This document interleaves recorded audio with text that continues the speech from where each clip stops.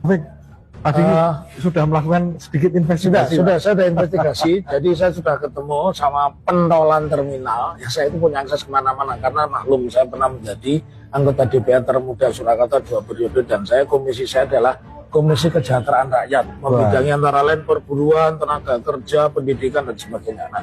Nah, singkat kata, saya sudah ketemu dan yang bersangkutan namanya adalah Wakidi. Bukan Mulyono ya? Bukan ya.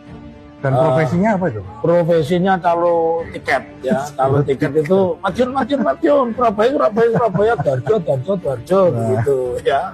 Jadi ya, buat para termul-termul di sini, tolong ini berita ini disanggah ya. Ya, silakan kalian bantah. Aku ini wong Solo, lahir di Solo, menyelesaikan S1, S2, S3 di Solo, UNS 11 Maret. Nggak usah didebat, ijazahku asli ya.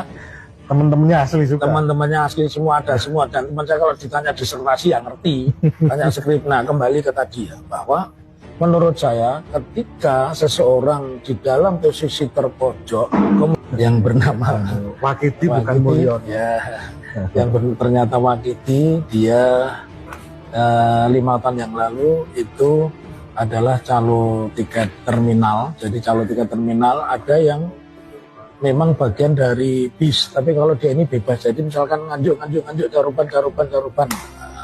Kita tayang di 2 channel ya, 1 channel jurusan bahkan kelas pun dia tidak ngerti, nggak ada kelas saat itu, nggak ada jurusan.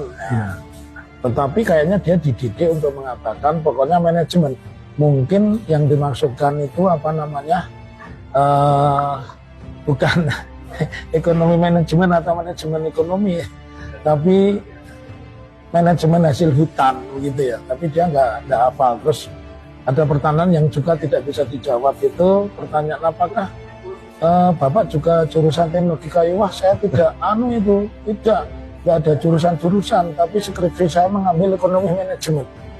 Jadi dari 2 cerita itu mengesankan dia soal ini menurut saya akan sampaikan kepada warga Solo. Ini pendapatmu apa ini kaitannya dengan Wakidi yang mengaku nama Mulyono, bilang kehutanan tapi tidak ada jurusan, bahkan skripsinya pun juga di manajemen ekonomi, ekonomi manajemen.